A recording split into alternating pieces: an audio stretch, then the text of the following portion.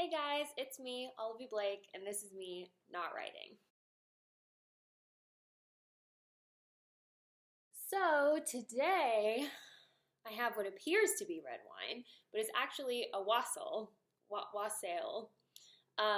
which is a traditional English drink, and it is primarily wassail mix from Trader Joe's and red wine. I used Pinot and warmed it on the stove in with orange slices, and it's kind of like a spicy sangria. I'm not totally sure I'm pronouncing it right. I'm gonna put this on the screen, but I'm just calling it a wassail because of the song, the here we come a wassailing among the fields of green, here we come a waters of earth, love and joy come to you, and to you a wassail too, and God bless you and have you a happy new year, and God send you a happy new year. That thing. So anyway, it's winter.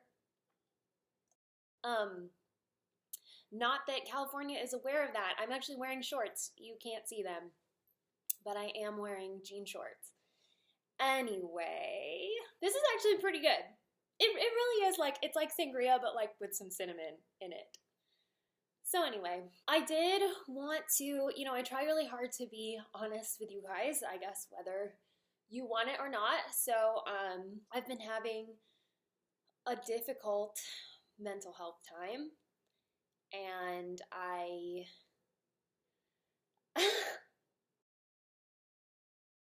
I've been having a difficult time.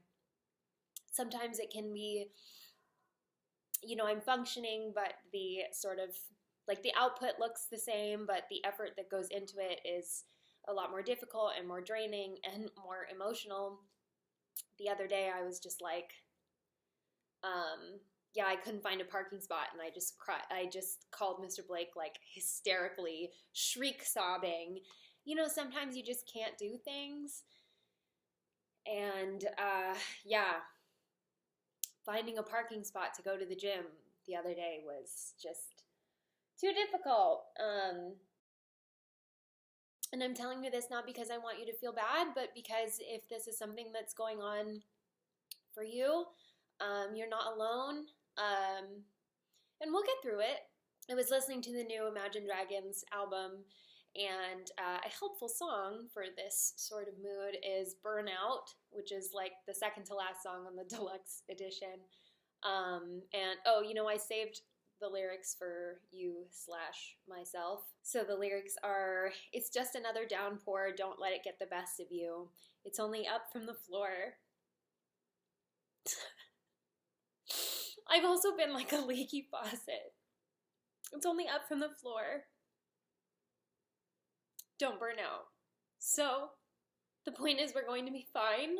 There's not always a reason for things like this. Sometimes brain chemistry just is. I like to think that my creativity and my flaws are part of the same mutation. So anyway, let's talk about stuff. I bet wine is going to make this a lot better. Okay, let's talk.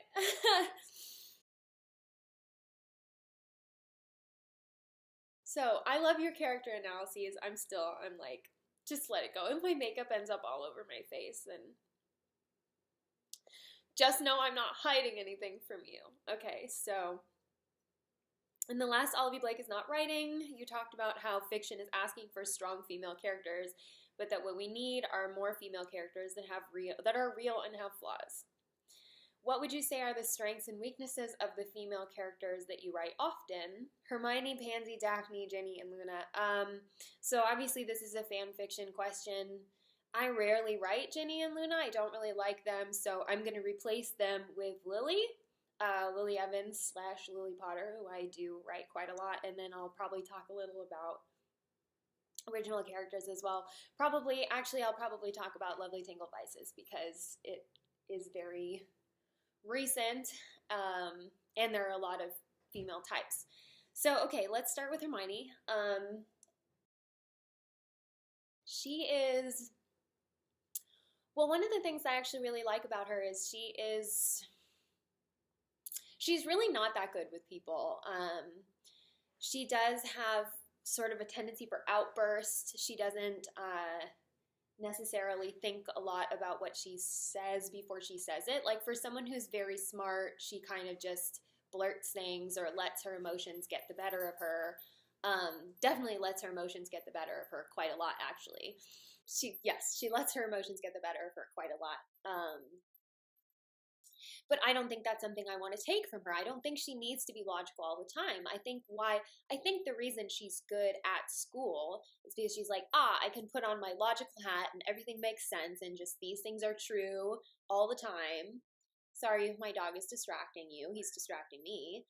And these things are just always true, and that's where she feels safe. I think like facts are her comfort zone, and she doesn't really understand her emotions or how to deal with other people. She cares a lot about society as a whole, but then when it comes to individuals, she's not very understanding. Like in the books, she's not very nice to Neville. Like she is, but she's not super patient with him. She's definitely not patient with the Weasley twins. She's not patient with Ron or really with Harry. And those are people she cares the most about. She's really, really short with Lavender and Parvati. She really has no patience for Luna. She and Ginny actually argue quite a lot in the books. So basically, I think she cares about humanity as a whole, and then when it comes to individuals, she doesn't know how to relate to them, and I think it's because of a certain lack of emotional maturity. So that's something I always write into her. I think a lot of times people think like, oh, she's this genius, and therefore she should be a genius at like whatever this scenario is, and they get frustrated when in my stories she's like unwisely keeping secrets or she's not coming to people for help. But those are very much two different kinds of intelligence. I mean, that is academic intelligence versus emotional intelligence, and she definitely doesn't have the latter, and that's a flaw I permit her to have. I tell her it's okay to have that flaw. Versus Daphne, for example, is a character with very high emotional intelligence. She often can read the people around her much better than Hermione can, which plays to her strengths because she is a people pleaser. She's very likable in sort of a broad way. So she has a lot of insecurities because she feels like she has to live up to a certain expectation. I usually write her as, the typical, well, not the typical, but kind of, she's the pureblood aristocrat. She's expected to behave a certain way, and so she does. She's expected to be conventionally attractive, so she is. I think she's in a lot of ways relatable to those of us who are oldest daughters. I think she has a lot of those qualities of duty. She has this underlying layer of rebellion, maybe. But on the surface, she's just trying to meet she's trying to meet the expectations of the people around her while also believing that those expectations aren't true, I guess. That she's not genuinely what she pretends to be. So yeah, insecurity is definitely her thing. Insecurity is also a thing for Pansy. I think in the books she's very one-dimensional in the books, but she's primarily written as an insecure character, and I think she's based off of an insecure girl. I mean, what J.K. Rowling has said about the person who inspired Pansy is that it was some girl who was mean to her when she was in school, right? This is why Pansy doesn't get redemption. It's because she's based on a real woman, which is upsetting for a number of reasons. But let's just focus on the fact that most likely that girl who was picking on Joanne Rowling when she was younger was probably just very insecure and probably did have a lot of the qualities Pansy has, where she, believes that she is entitled to her privilege, or at least appears to believe that she's entitled to her privilege, which makes her unsympathetic. I like to make her a smart girl. I like to make her a girl who's very aware of her position in the world, but who doesn't necessarily want to fight against it. If anything, she wants to cling to her position in the world. So, she has money and a good name or whatever. And then so I either like to put her in a position where that gets turned upside down and all of a sudden she realizes that she doesn't have actual power, she just has money and her father's name. And then what do you do with that? What do you do when people are not actually seeing you for your value and instead they're just... So initially she's usually accepting the fact that people look at her and they only see one thing, and she's just like, all right, well, I'm just going to play to that then. I'm just going to play to that stereotype, and it's perfectly fine with me because it gets me what I want. But as soon as that doesn't get her what she wants, then what does she do with herself? And that's what's very interesting for me to pursue, is just kind of, what do you do when you have worked so hard to convince yourself that these privileges you have are like, that, you know, that you deserve these privileges, that you deserve all the stuff that you have, and then it gets taken away from you. And then what are you? And I think that's why she has this envy of a character like Hermione, who has to fight her way up from the bottom, right? People assume nothing of her, which means that it's very easy to prove them wrong. Versus characters like Pansy and Daphne have such high expectations that all they do is disappoint the people around them, and they disappoint themselves, which is why those characters are very insecure, versus Hermione is typically very confident, even if she almost overvalues her qualities, because she is secure in herself and doesn't really care how other people see her. That's my take on it. I think as she ages, I think that's something that would happen to her. Obviously, as a young girl, she's very insecure, but she gradually moves away from that. And it's not really that interesting to focus on something like, oh, people make fun of me and it makes me sad. I do think that characters who are often in that position, people who are often in that position, usually fight against it after a while. I like to talk about Lily, because she's very like Hermione. She feels like she has to prove herself, but she's almost angrier. Like, Hermione very much cares about the world, right? She is driven by this sort of internal concept that she needs to take improving the world into her own hands. Lily is just sort of angry about injustice, right? And she cares about her friends, but at the same time, and again, this is how I write her, this is nothing really to do with canon, because so she's one of my like angrier girls. Like, she's got this chip on her shoulder that she's fighting against that Hermione doesn't necessarily have, because Hermione is canon, and you know, she doesn't seem to have that in canon. But I can give it to Lily. I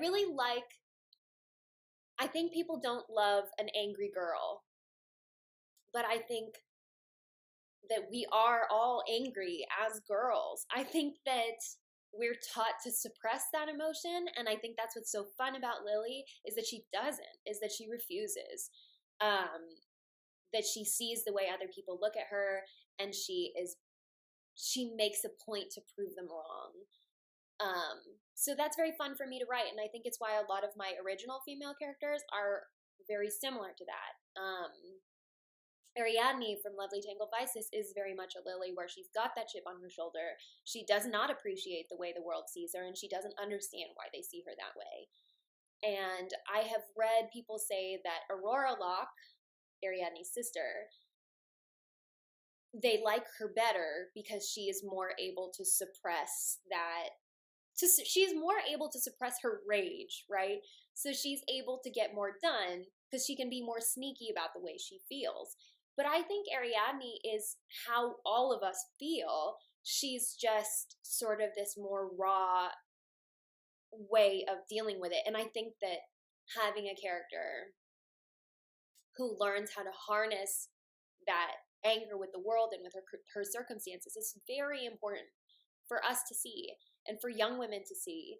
Because, I mean, it's like talking about my moods, right? I can't fix them and I can't fix you, but you have a right to see that other people feel the way that you feel.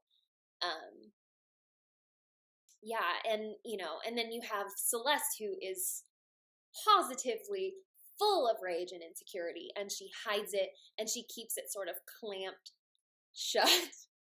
She tries to put all of her feelings of inadequacy and her feelings of I guess weakness. I mean, I know more about Celeste than you do, partially because Lovely Tangled Vices is likely to have a prequel that is focused on Celeste, Ella, and Bay. So I know more about Celeste's backstory than was in the book. But yeah, so Celeste tries to put all of this into a box, and she has this box like sealed shut as much as she can.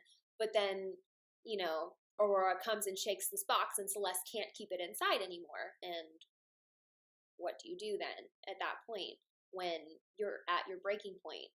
And part of what's fun about Celeste is she handles it extraordinarily badly. But we still want to see her handle it. We still want to see how it happens. Because then you have Ella, who observes all these things happening, but doesn't really want to get her hands dirty. She sees injustice happening, but rather than feel angry, she internalizes that maybe this is happening to her for a reason. Like maybe she deserves this. Anyway, there's just a broad spectrum of not even female personalities, but just emotions that I like to write into characters and see how they handle it. So I don't know if that answered the question. It answered a question. But yeah, I guess that's just...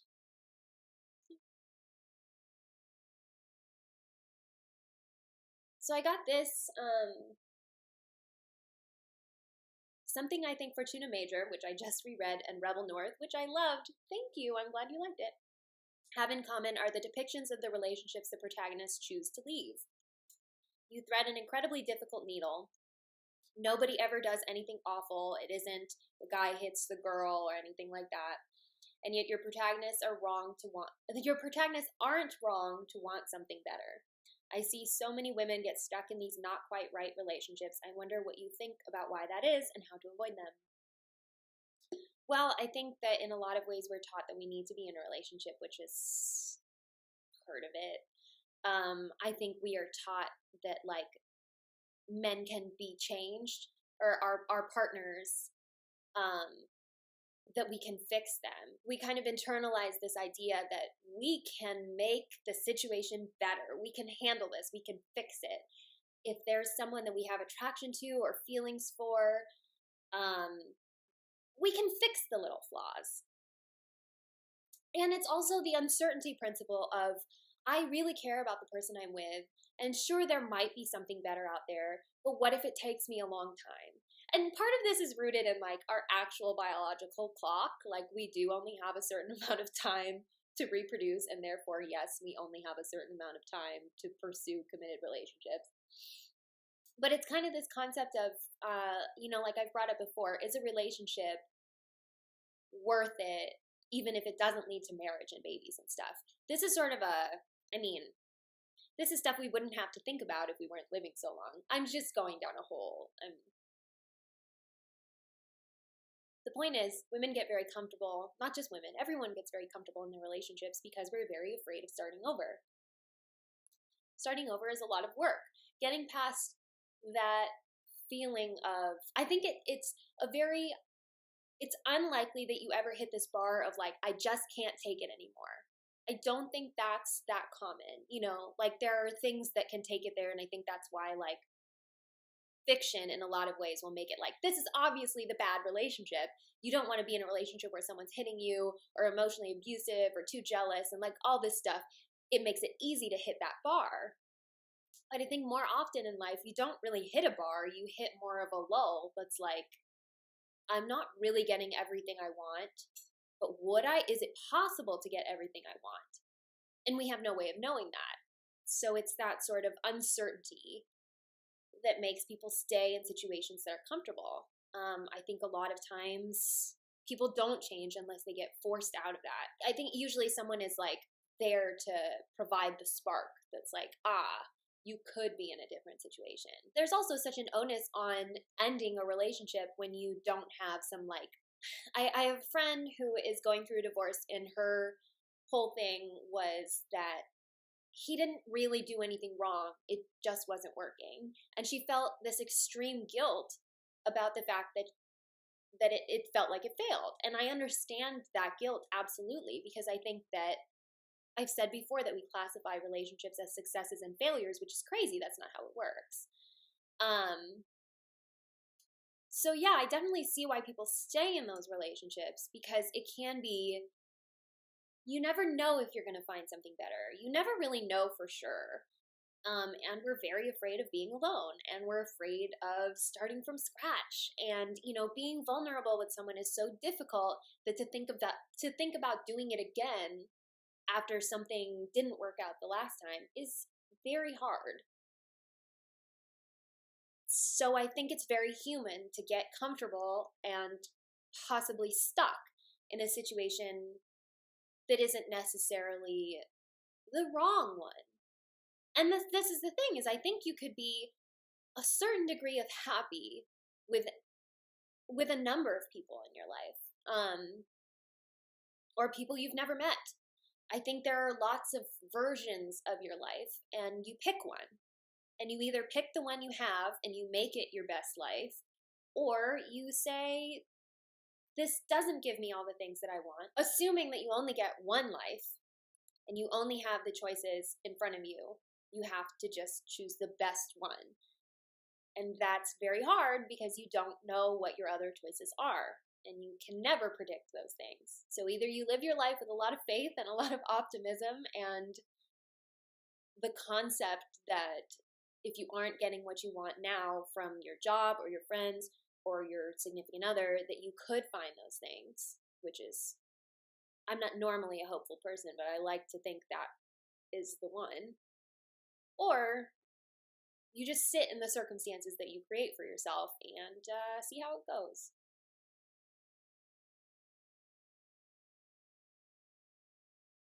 Oh, this is a fun one. Okay, so while grammar and spelling is important, could you do a tutorial on how to write sexy explicit scenes? I always end up blushing when I write, and it's frustrating. Thank you. Ugh, you're gonna blush. You're super gonna blush. I still do. I've written so much smut at this point, and I still absolutely feel like a fool when I write them. Or I'm like, it's actually so hard to edit smut scenes because it's just like, ah. But here's my best advice to you. I don't like, and this is my taste, I do not like skirting around the point, okay? Using like fanciful words for body parts, that's not my jam. I don't like, apex of her thighs, and I mean, I'm gonna straight up use the word for it. And I think that does give it a more explicit edge, but I don't care. I'd rather read that than I don't know, her. I can't even think of anything. But like the bodice ripper terms for the vagina. They're very corny. I also don't like metaphors. I don't like and she feels like she's on fire sort of thing. I think if you're using a lot of metaphors, you have to be sort of careful with in general, because they are often something you've heard before, and therefore it can feel very redundant. When I write smut, I try to just do a very kind of skeleton of it. It's just like, this happens, and then this happens, and then this happens. I try to put them in something that feels like a sexy scenario, which a lot of that can be more about dialogue and the context of where they are. I think a lot of what makes smut like exciting is that, the situation that they're in, and and go ahead and give in to the tropey kind of stuff. We're all still looking for the same basic scenes. For some reason, the first thing that popped in my head was locker room fights, but like, people look for that. So the point is, you don't have to worry about using cliche settings or tropes or things like that, but just try not to use cliched language. Tongues battling for dominance is like the stupidest thing I've ever heard. Whose tongue has ever battled for dominance while kissing? That's not sexy. Pecs and nips and sucks. I think my best like writing romantic scenes, the best thing I can do is write them almost as if you're writing suspense, kind of like a, because the reader is reading this like, oh my god, what's gonna happen next? And like, yes, we know he's gonna like thrust into her at some point, but like, is he gonna do something different? Is she going, he or she, whatever. I'm sorry, I will get better at pronouns eventually. Like, I think you can use dialogue to kind of give it a sense of, oh my gosh, what is going to happen next? Because once it becomes very rote, it can still be good. And I think your first smut scene, just write it like that. You can, if you read the smut scenes in clean, they're not that good. That was my first ever try, ever writing it. And it's very much this happens and this happens and this happens. And then I think the more I've done it, the more it's like, well, the person that's reading this is probably, hiding it from someone, and they're just kind of like, it's as close to on the edge of your seat writing as you're probably going to get. Like, I mean, how exciting are scenes, really? Like, the most exciting scene is always a sex scene. So you kind of want to give the reader something that's just like, oh my god, what's going to happen next? And that can have a lot to do with pacing. I also think it's so funny. You're like, oh, spelling and grammar. Of course we need spelling and grammar. Like, yeah, okay, spelling and grammar is like the base assumption. But also what you need is pacing, rhythm, sentence structure. So you don't want to just use the same types of sentences. You want to give it, a smut scene is very rhythmic. The behavior patterns are very rhythmic, right? So you want to give that same impression while you're writing it. You want to give a sense of motion, maybe. So like, really the refinement in smut is, it's less about the descriptive quality and more about how do you make the person feel like they're there, or that this is happening, and how do you heighten the emotions, right? Because a smut scene without emotion is not that exciting. It depends what those emotions are. I don't really love I love yous in smut scenes. Not that kind of emotion, but just kind of how do you make the reader feel the heart racing, or the breath that's coming short, or holding your breath. Also, when you're in this sort of situation, all your senses are heightened, right? So touch is all of a sudden much more powerful. Even like the light touches. So places that are intimate aren't always just like, not always just the penis, right? Like, or the breasts. It's your forearm, or it's your calf, or these. Just don't. I guess, yes, you're going to blush. You're going to blush. Just get through it. Your first smut scenes are not going to be good, but it's just a practice situation. The more you do it, the more I think you start to understand what makes them appealing. Or read more smut. There's your homework. Go read some. I think the most successful scenes are not the ones that are using flowery metaphors, but the ones that are giving you this sensation of the actual excitement and the intimacy of sex. I mean, what's exciting about it isn't the thrusting. I mean, that is its own kind of exciting, but it's the being close to someone, and the sensation of being touched. I just think, yeah, just try not to focus on the words, because the words are no good. I mean, grind, thrust, it's all, yeah. So just don't focus on that. Write it because you have to, because there's really no other words for it. But yeah. I don't know. This was hard for me to talk about too. I'm blushing a little also. I think that is all for today. So I hope that was fun or something. I don't know.